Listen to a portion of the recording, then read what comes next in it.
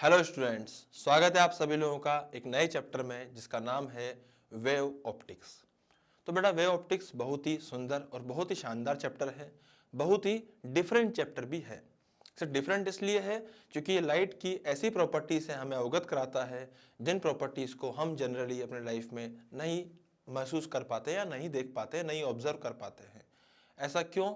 क्योंकि ये वो प्रॉपर्टीज है जो हम नेकेड आई से नहीं समझ पाते हैं जनरली, या फिर हम लोगों को इसके बारे में बहुत ज़्यादा जानकारी नहीं होती है साइंटिफिकली या ऐसे भी। इसलिए हम लोग इन सब चीज़ों के बारे में जो जो भी चीज़ें इसके अंदर आने वाली है, चाहे वो इंटरफेरेंस हो जाए, चाहे वाईडीएससी की बात कर लें अपन मैडम, वाईडीएससी इंटरफेरेंस, या हम डिफ्रैक्शन की बात करें, चाहे हम इंटरफेरेंस की सॉरी हम पोलराइजेशन की बात करें, ये सब चीज़ें हम लोगों ने बहुत कम ही हमारे रियल लाइफ में बहुत ज़्यादा हम ऑब्जर्व नहीं करते हैं। Getting my point? एक्चुअली ये लाइट की वेव प्रॉपर्टीज को शो करता है। और लाइट की जो वेव प्रॉपर्टीज है, लाइट की जो वेव प्रॉपर्टीज है, जब उसको हम लोग ऐसे नॉर्मल लाइफ में ऑब्जर्व नहीं करते हैं तो इसलिए हमें उसके बारे में बहुत ज़्यादा जानकारी नहीं होती है। तो बेटा इस चैप्टर में अपन लाइट की एक्चुअल में वेव प्रॉपर्टीज के बारे में जानेंगे, जो अभी तक हम लोगों से बहुत ज़्यादा अनभिज्ञ थी। इसलिए भी थी क्योंकि इन सब चीज़ों के ऊपर अपन ने बहुत ज़्यादा कहीं पहले बातें भी नहीं करी पहले की क्लासेस के अंदर। इसीलिए हमारे लिए बहुत नया एक्सपीरियंस है, नया चैप्टर है और बहुत ही बेहतरीन टॉपिक है ये। ऐसा नहीं है कि टफ है, टफ इसको लोग बना देते हैं क्योंकि डरते हैं लोग इससे, पर ये बिल्कुल भी टफ नहीं है, थोड़ा अलग है। इसीलिए मैं इसको थोड़ा अलग तरीके से ही आपको पढ़ाऊंगा। अब मैं आपको इस चैप्टर को उस प्रकार से पढ़ाऊंगा जिस प्रकार से आपके इससे अधिक सवाल सोल्व हो जाए। उसके लिए कुछ टैक्टिक्स है जो मैं अपनाऊंगा, उसको आपको ध्यान से समझना है। मैं आपको पहले बताऊंगा कि मैं किस प्रकार से इस चैप्टर को पढ़ाने वाला हूँ। इस चैप्टर में हम लोग क्या करेंगे, इस चैप्टर में सबसे पहले जो चीजें आती है वो वाईडीएससी आती है ना, या हाइगन्स प्रिंसिपल आते हैं। बेटा मैं सबसे पहले क्या करूंगा, आपको मैं टर्म सिखाऊंगा कि क्या होता है डेल्टा एक्स, क्या होता है डेल्टा फाई, क्यों होता है इंटरफेरेंस, क्या होता है डिस्ट्रक्टिव इंटरफेरेंस। जब आप ये सब चीजें समझने लगोगे, जब आप इनके न्यूमेरिकल समझने लगोगे, सबसे पहले मैं आपको कैलकुलेशन करना सिखाऊंगा इनके ऊपर। जब आप इनके ऊपर कैलकुलेशन करना सीख जाओगे उसके बाद फिर मैं आपको वाईडीएससी के बारे में बताऊंगा। और जब वाईडीएससी के बारे में पढ़ रहे होंगे हम लोग, तब हमारे लिए कैलकुलेशन करना बहुत ही आसान होगा। देन उसके बाद हाइगन्स प्रिंसिपल हम लोग आसानी से समझ पाएंगे कि आखिर वो भी क्या कहना चाह रहे थे और आखिर वो क्या होते थे। इसीलिए मैं सबसे पहले जो स्टार्ट करूंगा वो सीधा सीधा कैलकुलेशन से ही करूंगा, सिंपल सिंपल डेल्टा एक्स और डेल्टा फाई इन सब की बातें करते हुए। लेकिन बेटा वेव ऑप्टिक्स में जो नाम आ रहा है पहला, वो आ रहा है वेव का। किसका आ रहा है? वेव का। मतलब ये चैप्टर लाइट की वेव प्रॉपर्टी को शो करता है। तो लाइट एक वेव है, ये बात हम सभी जानते हैं। लाइट एक पार्टिकल है, ये बात भी हम सभी जानते हैं। लाइट एक्चुअली डुअल नेचर है, ये बात हम सब जानते हैं एक्चुअली बेसिकली। तो बेटा होता क्या है, लाइट एक वेव है जिसमें दो फील्ड एक साथ चलती है, एक इलेक्ट्रिक फील्ड और एक magnetic field. Getting my point? एक हो गई इलेक्ट्रिक फील्ड और एक हो गई मैग्नेटिक फील्ड। इस प्रकार की हम लोग बातें यहाँ पे करते हैं। ऐसे मैं बनाऊंगा, एक मैग्नेटिक फील्ड और एक इलेक्ट्रिक फील्ड है इसमें। बेटा देखते जाइए ध्यान से। इस प्रकार से दोनों आपस में परपेंडिकुलर होती है, दोनों यहाँ पे ट्रांसवर्स डायरेक्शन में ऑसिलेट करती हुई चलती है। Getting my point? एक और बात, लाइट एक नॉन मैकेनिकल वेव है।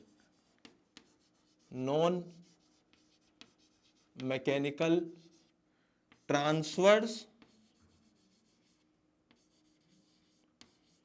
नॉन मैकेनिकल ट्रांसवर्स वेव है लाइट। तो लाइट एक क्या है आपस में, लाइट एक क्या है, लाइट एक नॉन मैकेनिकल ट्रांसवर्स वेव है। इस तरफ होता है प्रोपगेशन ऑफ लाइट। तो बेटा सबसे पहली बातें तो यही है कि ये लाइट जो है वो ट्रांसवर्स वेव होती है और नॉन मैकेनिकल वेव होती है। अब यहाँ पे बहुत सिंपल सी बातें और आती है।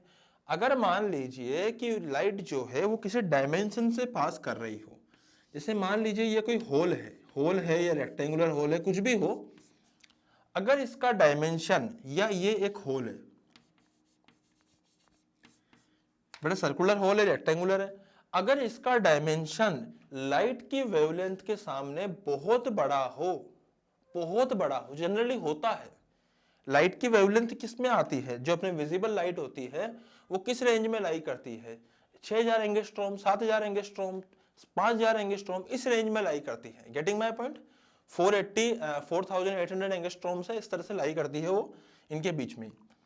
तो मैं बोलूंगा अगर लाइट की जो वेवलेंथ है बहुत छोटी है, बहुत छोटी है, अगर उस वेवलेंथ में अगर ये मान लीजिए कि उस वेवलेंथ की कंपेरेबल अगर होल हो, कंपेरेबल सॉरी नहीं हो, अगर होल, अगर जैसे जो भी अपना होल है उस वेवलेंथ से अगर बहुत बड़ा हो, कंपेरेबल नहीं हो, तो लाइट सिंपल रेज की तरह एक्ट करती है। मेरी बात समझ में आ गई? मतलब मान लीजिए कि जिस रूम में आप लोग बैठते हो, या आप जिस रूम में रहते हो, जिस रूम में आप पढ़ते हो, जिस घर में को आप देखते हो, उनकी जो खिड़कियां हैं क्या वो वेवलेंथ के बराबर है? उसके डायमेंशंस क्या लाइट के वेवलेंथ के बराबर है? नहीं सर, लाइट के डायमेंशंस तो सर हजारों में होते हैं। अब एक होशियार, हजारों में नहीं होते, एंगस्ट्रॉम में होते हैं। 6000 एंगस्ट्रॉम मतलब बहुत छोटा होता है। आई मेरी बात समझ में? 10 की पावर 6000 इंटू 10 की पावर -10 हो जाता है। 6000 सॉरी 6 इंटू 10 की पावर -7, बहुत छोटा हो गया वो, बहुत छोटा। mm से भी छोटा, मिलीमीटर के भी 100 कर दो उससे भी छोटा हो जाएगा। आई मेरी बात समझ में? तो इतना छोटा डायमेंशन, इतनी छोटी वेवलेंथ होती है लाइट की। और खिड़कियों की साइज ये भाई इतनी बड़ी, भाई एग्जॉस्ट की भी इतनी बड़ी है भैया। कमरे के बाहर देखो तो ये, फ्लैट की देख लो तो ये पूरी दीवार खिड़की होती है। आई मेरी बात समझ में? तो भैया वहां की डायमेंशन होती है वो बहुत बड़ी होती है।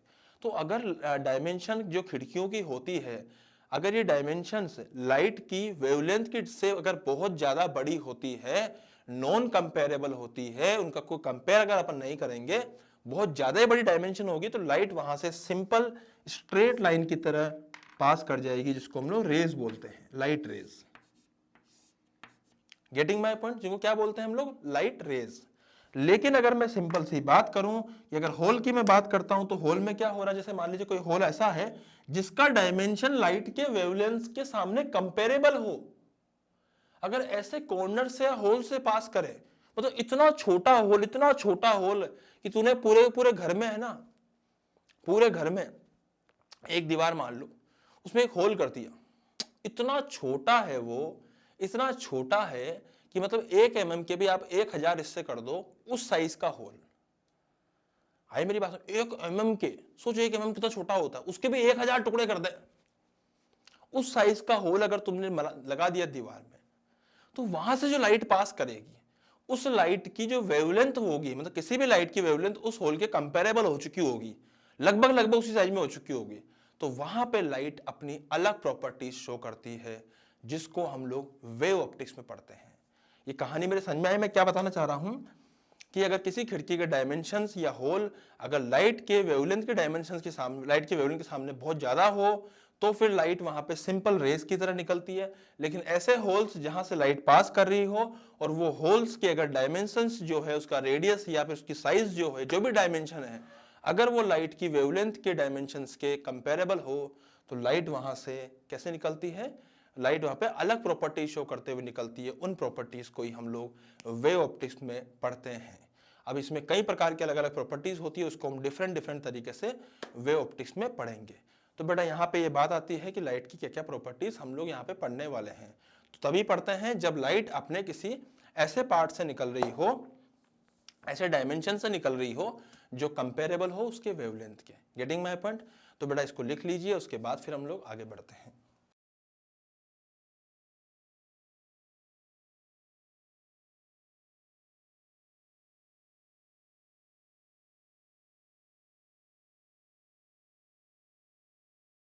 हाँ जी, तो बेटा यहाँ पे मैं अब आपको एक चीज बताना चाहता हूँ। यहाँ बात हो रही है वेव की, ठीक है?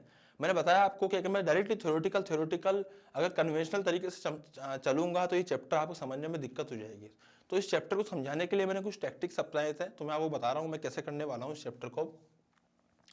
सबसे पहले मैं आपको वेव के बारे में जानकारी दूंगा, और सबसे पहले मैं आपको वेव के बारे में जानकारी देते हुए मैं आपको न्यूमेरिकल्स करना सिखाऊंगा इस चैप्टर के अंदर।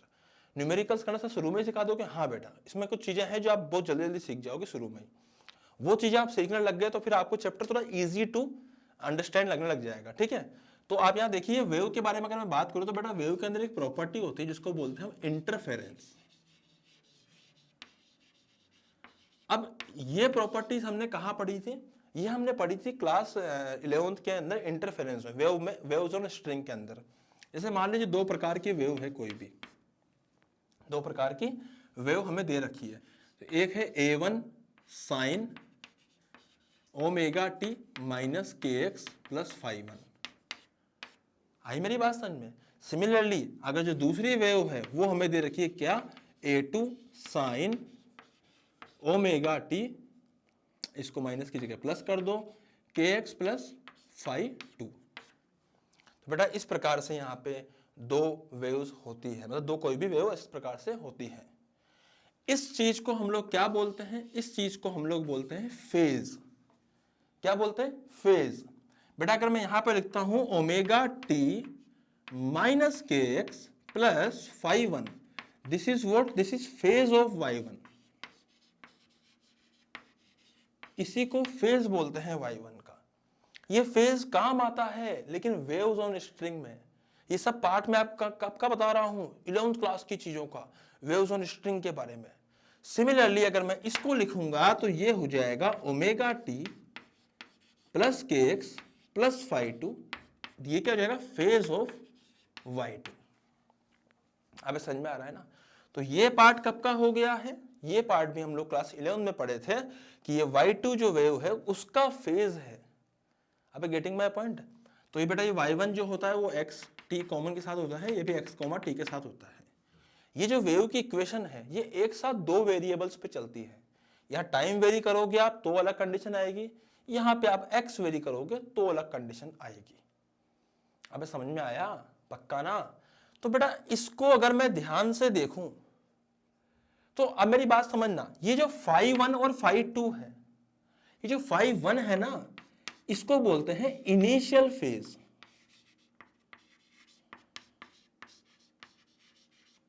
अगर मैं बोलूं कि इफ x बराबर 0, अगर मैं x बराबर 0 की बात कर रहा हूंगा तो फाई वन हो जाएगा initial phase of y one,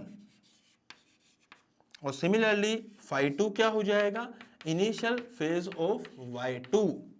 वो y2 का इनिशियल फेज हो जाएगा। ये सब बातें मैं आपको क्या कह रहा हूं, ये वेव ऑप्टिक्स का पार्ट नहीं है, ये वेव्स ऑन स्ट्रिंग का पार्ट है जो हमें यहाँ पे रिवाइज करने की जरूरत है। वेव्स इन स्ट्रिंग कर देता हूं मैं, वेव्स इन स्ट्रिंग। तो ये सब पार्ट किसका है बेटा, ये सब पार्ट है वेव्स इन स्ट्रिंग का, जिसके अंदर हम लोग फेज के बारे में बात करते हैं, जिसमें हम लोग इनिशियल फेज के बारे में बात करते हैं। तो ये यहाँ पे बहुत काम का है, इसलिए मुझे इसको बहुत काम से इसको लिखना पड़ता है वेव्स एंड स्ट्रिंग के बारे में। अब मैं आपको इसके बारे में थोड़ी और बातें बताऊंगा, पहले आप इसको नोट डाउन कीजिए फिर आगे बढ़ते हैं अपन।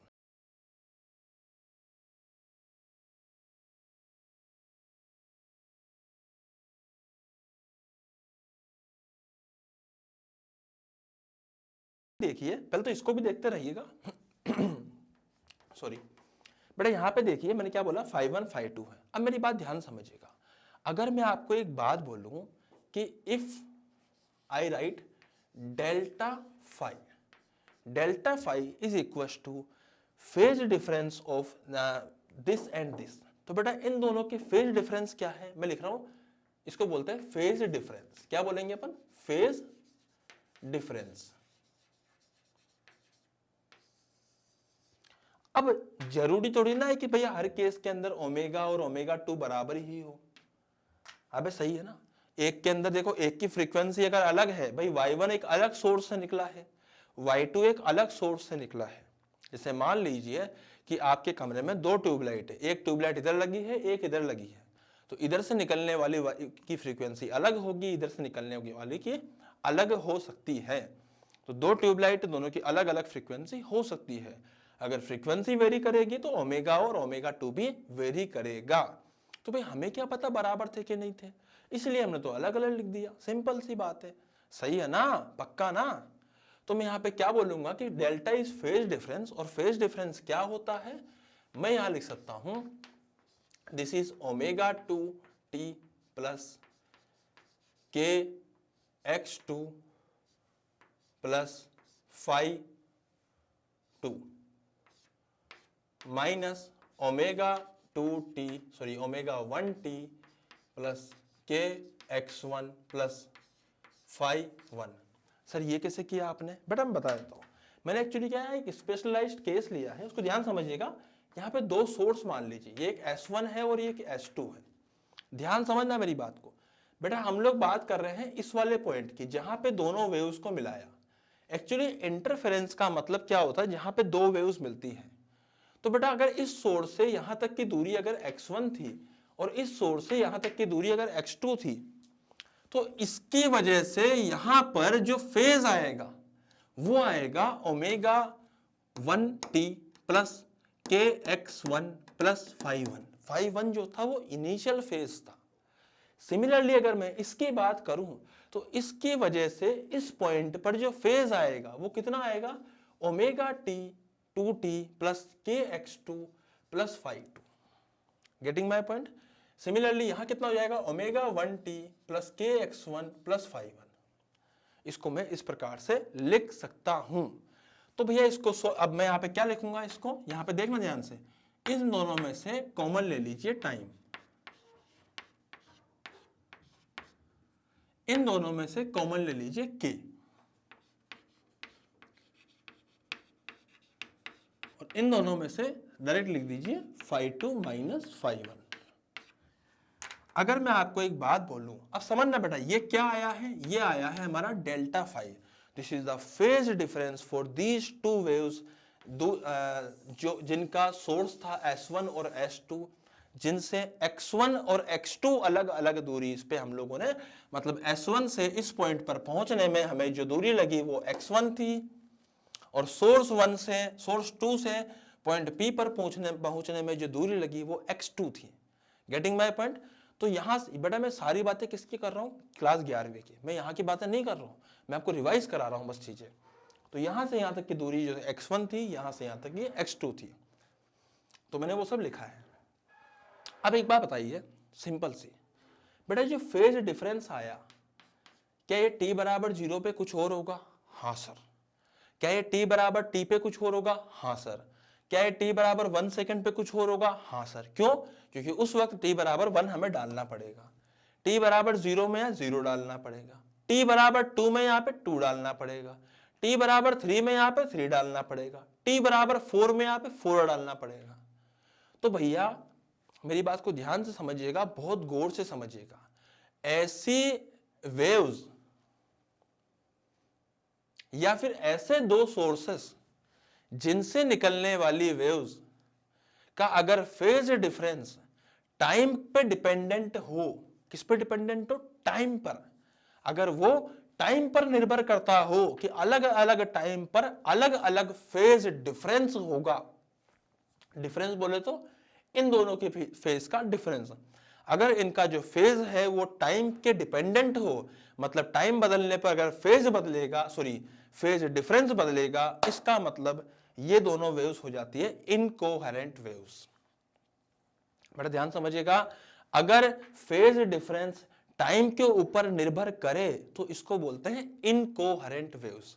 अभी लिखा हुआ आ जाएगा स्क्रीन पे, आप उसकी टेंशन मत लीजिए, पहले आप सुन लीजिए, डेफिनेशन दोनों लिखी हुई आएगी। अगर मैं बात करूं, मेरी बात ध्यान समझना इसी के अंदर कि if omega 2 is equal to omega 1, तो बेटा इस केस में फाई कितना आएगा? Delta phi. तो वो अब बन जाएगा सर के डेल्टा एक्स प्लस, यहां पर मैंने क्या करा, इस जगह पर मैं पहले से ही कंसीडर कर लूंगा कि and phi 2 is equal to phi 1। Sir आपने ऐसा क्यों किया? मैं ऐसा इसलिए कर रहा हूं कि यार इसको तो साइड में रहने दो, इसकी जरूरत नहीं है इनिशियल फेज की, क्यों फालतू फोकट इस कांस्टेंट को लेके चल रहे हो साथ में। तो हम कंसीडर यही करते हैं कि दोनों का फेज शुरू में बराबर था। आई मेरी बात समझे? वेव ऑप्टिक्स में जितने सवाल करेंगे अपन उसमें कंसीडर करके चलेंगे कि दोनों का फेज शुरू में बराबर था, तो बराबर था तो फाई 2 माइनस फाई 1 तो हो जाएगा 0, सही बात है। लेकिन अगर ओमेगा 2 और ओमेगा 1 भी बराबर है तो भाई साहब यह आइटम भी 0 हो जाएगा, और डेल्टा फाई सिर्फ और सिर्फ कितना बचेगा? के डेल्टा एक्स। कितना बचेगा? के डेल्टा एक्स। तो बेटा मेरी बात ध्यान समझिएगा, जिन दो वेव्स का, जिन जो सोर्सेस का किसी भी एक पॉइंट पर फेज डिफरेंस, किसी पॉइंट पर अगर फेज डिफरेंस उनके टाइम के इंडिपेंडेंट हो, अब t बराबर चाहे 0 हो, चाहे 10 हो, t बराबर चाहे 20 सेकंड की बात हो रही हो, चाहे 50 सेकंड की बात हो रही हो, किसी भी समय की बात हो रही हो, फेज जो डिफरेंस आएगा वो टाइम पे निर्भर नहीं करेगा। Delta five will be equal to k delta x only, वो के डेल्टा एक्स के बराबर होगा। जो के क्या हो जाएगा मैं बताऊंगा भी आपको आगे, डेल्टा एक्स क्या हो जाएगा वो बता दूंगा मैं आपको। लेकिन अगर इनका फेज डिफरेंस दो सोर्सेस का किसी पॉइंट पर अगर फेज डिफरेंस टाइम के इंडिपेंडेंट हो, जो टाइम पर निर्भर ही ना करे, उसका तो डिपेंडेंट था, गेटिंग माय पॉइंट, उसका डिपेंडेंट था टाइम पर, उसका टाइम पर निर्भर कर रहा था। अगर इनडिपेंडेंट हो, टाइम पर निर्भर ही ना करे, अगर समय पर वो निर्भर ही ना करे, समय से इंडिपेंडेंट हो, तो इसको बोलते हैं कोहेरेंट वेव्स या कोहेरेंट सोर्सेस। कोहेरेंट सोर्सेस इसको बोलते हैं हम लोग, गेटिंग माय पॉइंट। तो इनकोहेरेंट कौन से हो गए, जिनका फेज डिफरेंस समय पर निर्भर करता हो, और कोहेरेंट वाले हो गए जिनका फेज डिफरेंस समय पर निर्भर नहीं करता हो, गेटिंग माय पॉइंट। तो बेटा इनकी जो डेफिनेशन आएगी आपको वो लिखनी है, और ये कहानी आपको लिखनी है। इसमें जो भी आपको अलग से लिखने का इच्छा करे आप उसको जरूर लिखिए, फिर हम लोग आगे बढ़ेंगे।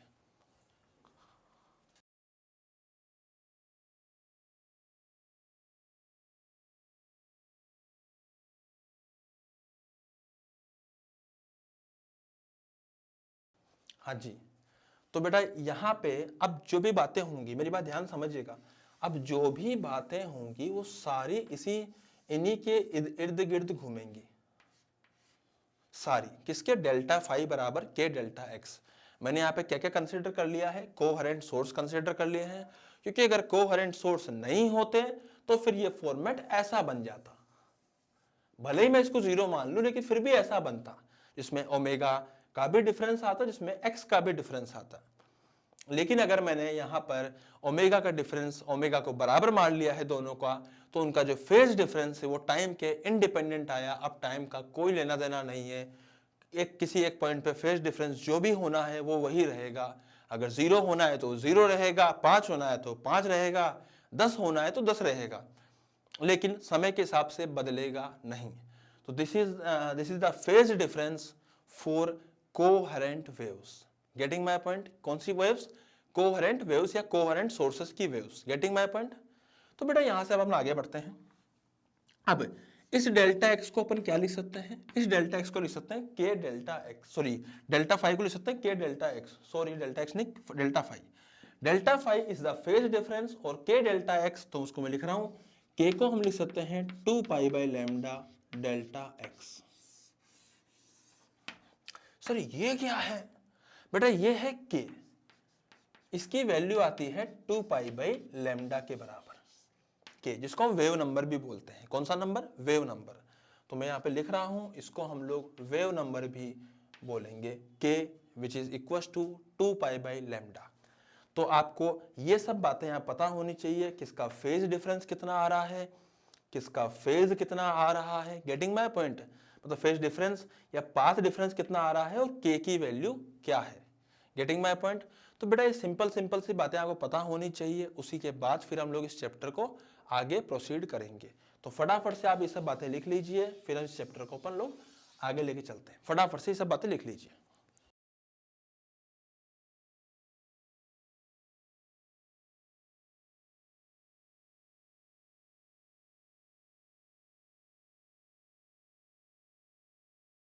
हाँ जी, तो बेटा यहाँ पे एक और बात को गौर से सुनिएगा आप। जैसे मैं आपको सिंपल रद्दी क्लास सवाल कराता हूँ, बिल्कुल रद्दी क्लास, कोई खतरनाक सवाल नहीं कराऊंगा। मैंने क्या लिखा आपको यहाँ पे, डेल्टा फाइव बराबर 2 pi by lambda delta x. Delta x क्या है पहले वो भी समझ लीजिए, मैं यहाँ डेल्टा एक्स लिख देता हूँ। डेल्टा एक्स जो है इसको बोलते हैं हम लोग पाथ डिफरेंस।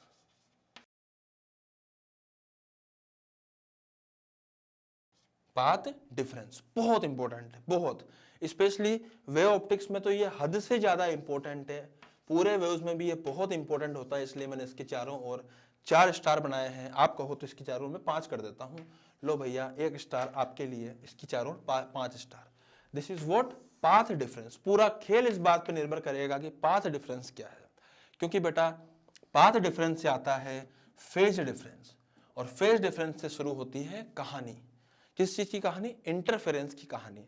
अभी मैंने आपको इंटरफेरेंस की कहानी नहीं बताई, मैंने आपको सिर्फ वेव और वेव के फेज की कहानी बताई है। तो बेटा अब मैं बात करूंगा कुछ कुछ सवालों की आपको फेज के ऊपर, उसके बाद फिर मैं आपके सामने लेके जाऊंगा इंटरफेरेंस की कहानी। तो यहाँ पे देखिए, जैसे मान लीजिए कोई वेव दे रखी है आपको, वेव की इक्वेशन दे रखी है एक्स और टी पे, कितनी दे रखी है, यहाँ पे आपको दे रखा है मान लीजिए 20 साइन 2 पाई टी प्लस इसको लिख देते हैं हम लोग 40 into x plus pi by 6। ऐसा हम लोगों ने लिख दिया है। क्या लिख दिया है? इस प्रकार से इक्वेशन लिख दी है। अब तुमसे पूछा गया है यहाँ पे कि बताइए फाइंड, क्या क्या बताना है? First part amplitude. एम्पलीट्यूड क्या है बेटा? मैं इतना तो एक्सपेक्ट करता हूं कि आपको इक्वेशन में कम से कम एम्पलीट्यूड तो पता होगा कि क्या होता है एम्पलीट्यूड। सेकंड पार्ट, क्योंकि हमने इसकी बातें पहले भी करी है, मैक्सिमम करंट और मैक्सिमम ईएमएफ एसी के अंदर, याद है ना, बताया था मैंने आपको, वहां मैंने फेज के बारे में बात करी थी हल्की फुल्की। तो एम्पलीट्यूड। नेक्स्ट क्या हो जाएगा बताइए? ओमेगा कितना होगा। थर्ड बताइए फ्रीक्वेंसी कितनी होगी, पूरी पीएचडी कर देंगे इसके ऊपर। बताइए लैम्डा कितना होगा, बताइए के कितना होगा। सिंपल, सबके बारे में निकाल दो। बताइए बताइए फेज कितना होगा,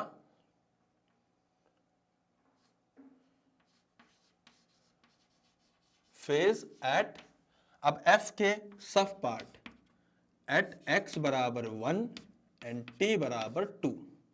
सेकेंड पार्ट एट एक्स बराबर 3 और टी बराबर 1। तो ये सारे क्वेश्चन आप सोल्व कीजिए फटाफट से इस इक्वेशन के अंदर, जल्दी से।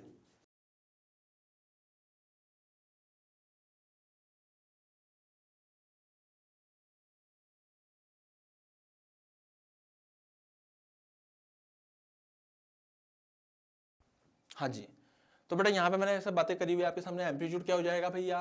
ये सामने लिखा हुआ 20। अब सही है ना? क्या सोचना है इसके अंदर भाई साहब? ओमेगा कितना हो जाएगा? टी के साथ लगाए जो 2 पाई। अब सही है ना? क्या सोचना है इसके अंदर? सही है कि नहीं है भाई साहब? फ्रीक्वेंसी क्या होती है साहब? ओमेगा क्या होता है? ओमेगा होता है 2 पाई इंटू फ्रीक्वेंसी। तो फ्रीक्वेंसी हो जाएगी 2 पाई, सॉरी ओमेगा डिवाइड बाई 2 पाई। तो आंसर हो जाएगा 1 हर्ट्ज।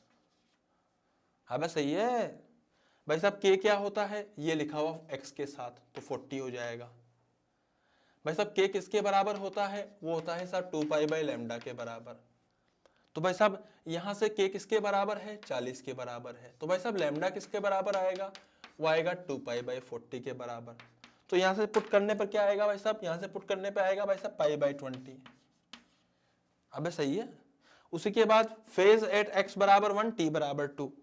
तो भाई साहब टी एक्स बराबर 1 पुट कीजिए फेज के अंदर। फेज है किसके बराबर? 2 pi t plus 40 x plus pi by 6। तो x की वैल्यू 1 पुट कीजिए यहाँ पर, कितना हो जाएगा? और t की वैल्यू 2 पुट कीजिए। 2 करेंगे यहाँ पे तो 2 पाई इंटू 2 प्लस x की जगह अपन यहाँ 1 पुट करेंगे तो 40 प्लस उसके अलावा क्या लिखेंगे?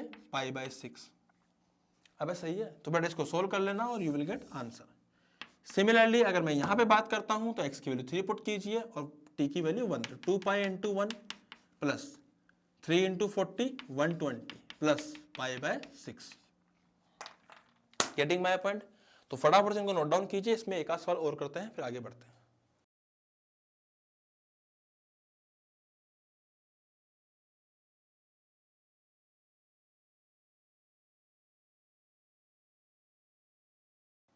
हाँ जी, तो बेटा इसमें एक सवाल और लेंगे, सिंपल सा, कुछ नहीं कर रहा मैं, बिल्कुल सिंपल सा।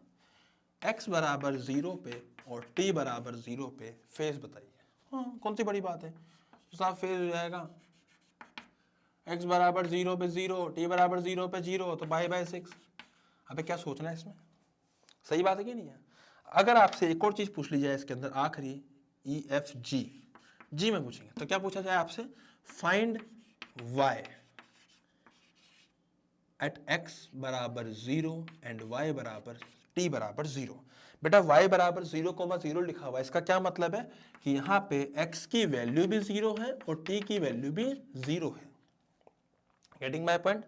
तो पूछा गया है y कितना है, तो बेटा y आएगा 20, उसके बाद साइन ये भी 0 और ये भी 0, सिर्फ पाई बाय 6 बचा। And what is pi by 6, what is sine pi by 6, pi by 6 क्या होता है 30 degree, sine pi by 6 is 1/2, तो आंसर विल बी 20 इंटू 1/2, तो आंसर विल बी 10 मीटर, अगर ये मीटर में दिया हुआ है तो। Getting my point. तो बेटा इसको पूरा नोट डाउन कर लीजिए और इस सवाल को अपन यहीं समाप्त करते हैं, फिर अपन आगे बढ़ेंगे। जल्दी से नोट डाउन कर लीजिए इसको पूरे को।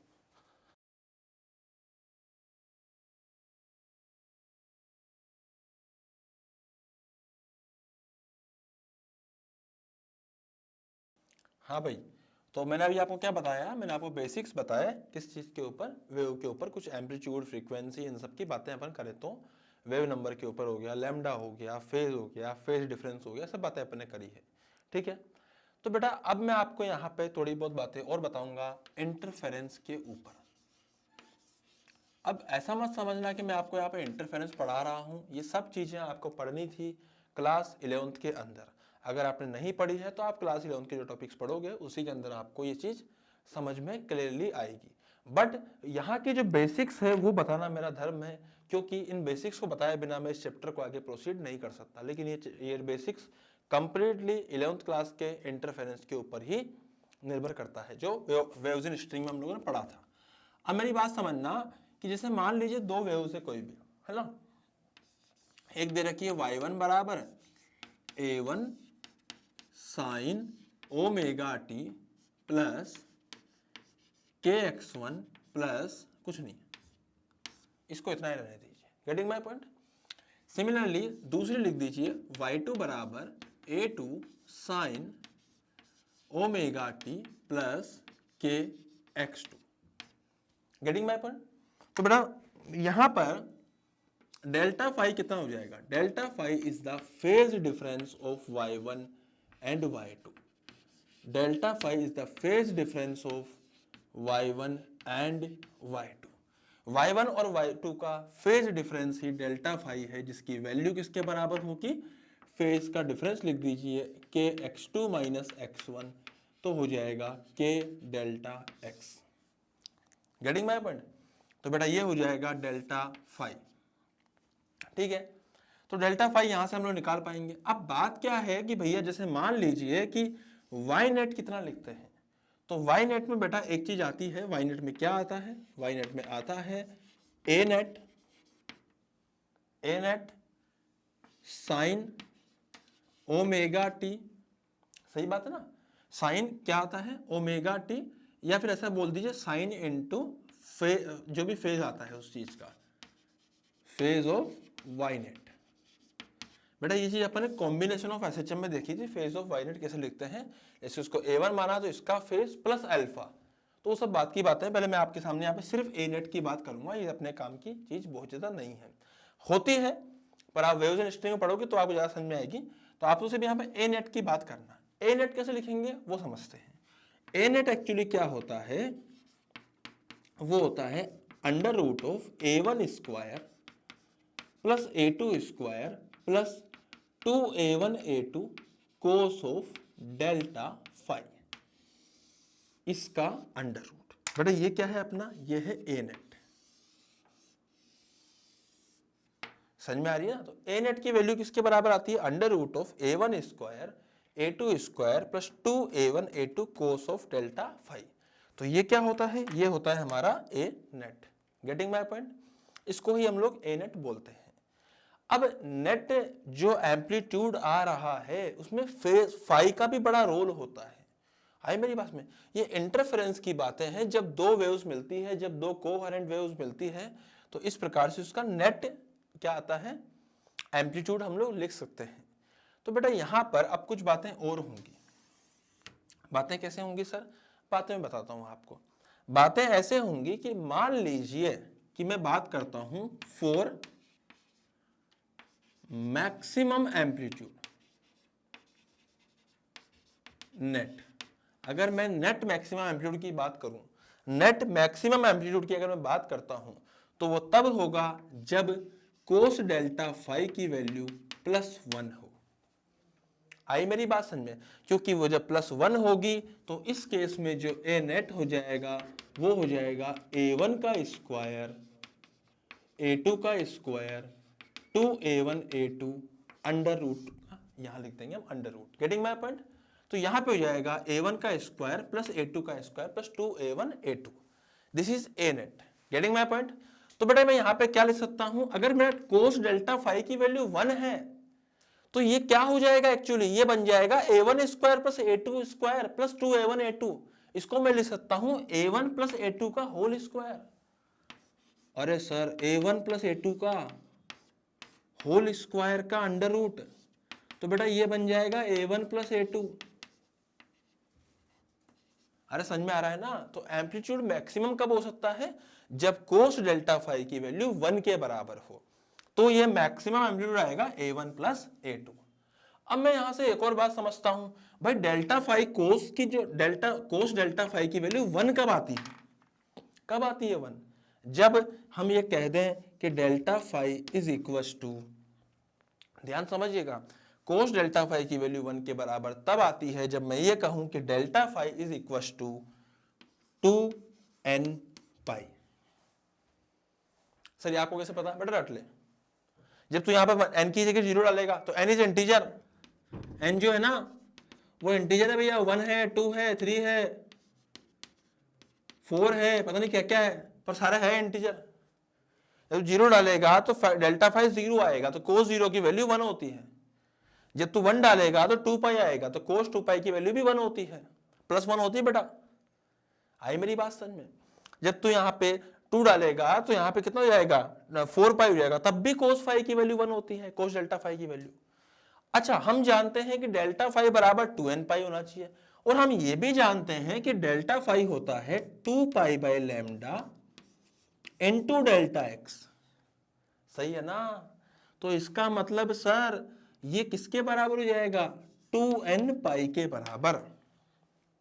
और यहां से 2 से और पाई से, 2 से और पाई काट डालिए, तो यहां से जो डेल्टा एक्स आ रहा है वो कितना आ रहा है, n लैम्डा।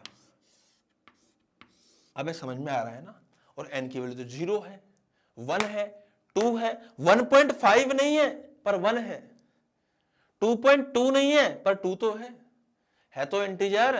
तो यहां पे मैं क्या लिखूंगा, यहां पे डेल्टा एक्स की जो वैल्यूज आएंगी वो आ सकती है 0, लैम्डा, 2 लैम्डा, 3 लैम्डा, 4 लैम्डा और ऐसे सो ऑन। इसका मतलब सर कि जो पाथ डिफरेंस है अगर वो लैम्डा हो, 2 लैम्डा हो, 0 हो, 3 लैम्डा हो, 4 लैम्डा हो, अगर इसी रेंज में आएगा, इसी प्रकार से आएगा, रेंज में नहीं, इसी प्रकार से इंटीजर वैल्यूज ऑफ लैम्डा अगर आएंगी, इंटीजर वैल्यूज ऑफ लैम्डा अगर आएंगी, आई मेरी बात समझ में, तो हर वैल्यू के ऊपर पाथ डिफरेंस की बात कर रहा हूं मैं। अगर पाथ डिफरेंस की value 0, lambda, 2 lambda, 3 lambda, 4 lambda अगर ये सब आएंगी तो फिर यहां पे मैक्सिमम ए नेट आएगा। Getting my point? और ए नेट मैक्सिमम आएगा, या फिर मैं इसको बोल सकता हूं यहां पे कंस्ट्रक्टिव इंटरफेरेंस होगा, constructive interference. Getting my point? बेटा यहां पे कंस्ट्रक्टिव इंटरफेरेंस होगा। और आप एक बात का और विशेष तौर पे ध्यान रखिएगा, मैं यहां पे बना रहा हूं, जो अपना आई नेट होता है, I net is directly proportional to a net का स्क्वायर। आई बोले तो इंटेंसिटी, तो इंटेंसिटी जो हो जाएगी ना इस पर्टिकुलर केस में, तो यहां मैं क्या लिख सकता हूं, इंटेंसिटी नेट जो हो जाएगी। बेटा समझना, एक्चुअली क्या होता है कि मैं यहां ध्यान से देखूं तो आई नेट जो होता है, ए नेट बोले तो देखो इसको स्क्वायर कर दीजिए, इधर भी स्क्वायर और इधर भी स्क्वायर हो जाएगा, रूट का स्क्वायर तो खुल जाएगा, सिंपल हो जाएगा। तो बेटा ए नेट का square is I net, a1 का स्क्वायर इज i1, a2 का स्क्वायर इज i2। सही बात है, सबके साथ k लगेगा पर कट जाएगा k दोनों तरफ। उसके बाद में क्या लिखूंगा, 2 टाइम्स ऑफ a1 बोले तो under root i1 under root i2 cos delta phi, ऐसा आएगा। आई मेरी बात समझ में? यहां पे आप क्या लिख सकते हो, ए नेट तो आई नेट हो गया, इसका स्क्वायर किया है मैंने दोनों साइड, तब जाके मैं ऐसा लिख पाया हूं। अबे तो मैं यहां अगर बात करूंगा तो आई नेट कितना हो जाएगा, आई नेट बेसिकली होता क्या है भैया, अगर मैं यहाँ पे आई नेट की वैल्यू डालूंगा, देखो समझना बात को, अगर मैं यहाँ पे कोस फाई की वैल्यू 1 रख दूंगा तो बन जाएगा i1 plus i2 plus 2 under root i1 i2। तो बेटा मैं i1 को, आई नेट को क्या लिख सकता हूं मैं, under root of i1 plus under root of i2 का होल स्क्वायर। तो मैं यहां पर लिख सकता हूं root of I1 plus root of I2 का whole square. Getting my point. अबे तुम तो यहां कोस के लिए 0 डाल दो, 1 डाल दो, मतलब कोस पूरे कोस की वैल्यू 1 डाल दो, कितना जाएगा I1 plus I2 plus 2I1 I2 root of. तो root of I1 plus root of I2 का होल स्क्वायर करने पर भी यही बनेगा भैया, अगर कोस डेल्टा फाई की वैल्यू 1 होगी तो ये यहां पे वैल्यू बन जाएगी। अगर मैं बोलूं कि if I1 is equal to I2 is equal to I है, अगर ये दोनों आपस में बराबर है, तो what I can write here, मैं यहां पर लिख सकता हूं कि I नेट इस केस में बन जाएगा I प्लस I, तो root I plus root I, तो 2 रूट I, इसका स्क्वायर करने पर जाएगा 4I। Getting my point. तो बेटा ये तो हो जाएगा मैक्सिमम की बातें। तो ये मैंने बातें जो बताई आपको बताई है मैक्सिमम की। तो एक बात ध्यान रखना, इस चीज का विशेष तौर पे ध्यान रखिएगा, ये मैक्सिमा की मैंने बातें कर दी है, फटाफट से मैं आपको मिनिमा की बातें भी कर देता हूं, जल्दी से सुन लीजिए बेटा फटाफट से। हाँ, तो फॉर मिनिमा या फॉर मिनिमम ए नेट और इंटेंसिटी, या फिर इसको बोल सकते हैं डिस्ट्रक्टिव इंटरफेरेंस,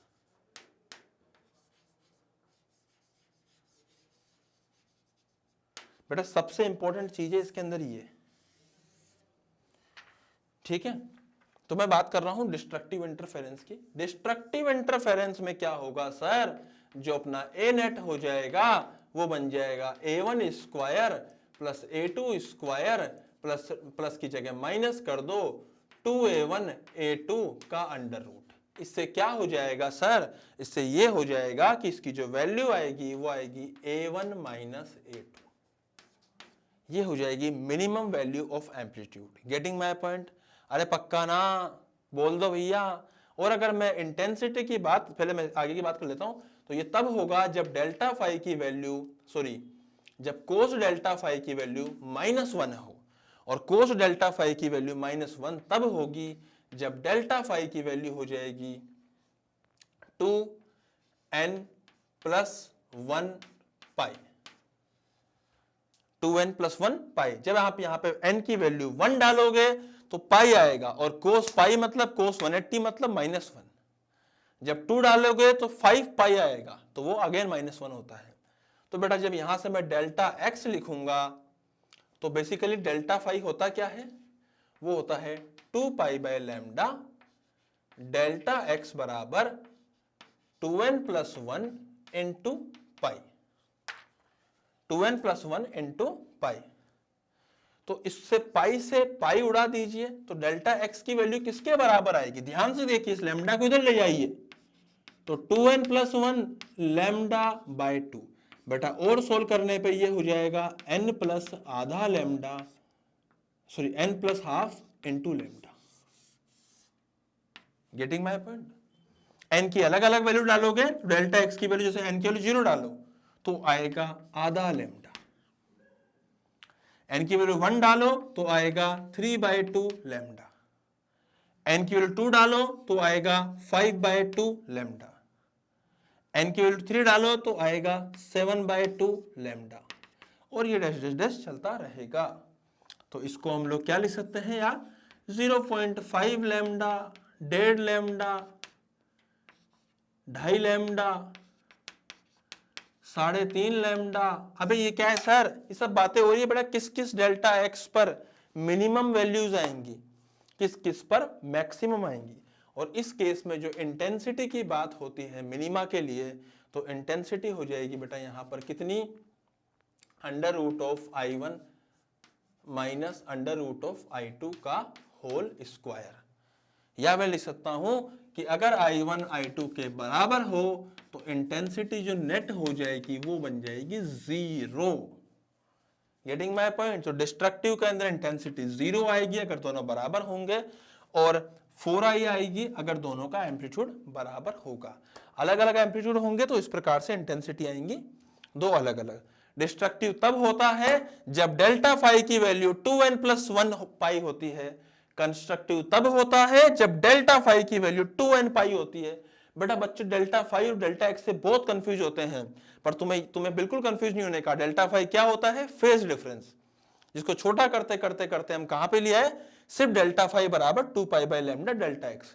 क्या डेल्टा फाई बराबर 2 pi by lambda delta x हमेशा के लिए होता है? नहीं, वो तब होता है जब वेव्स क्या हो?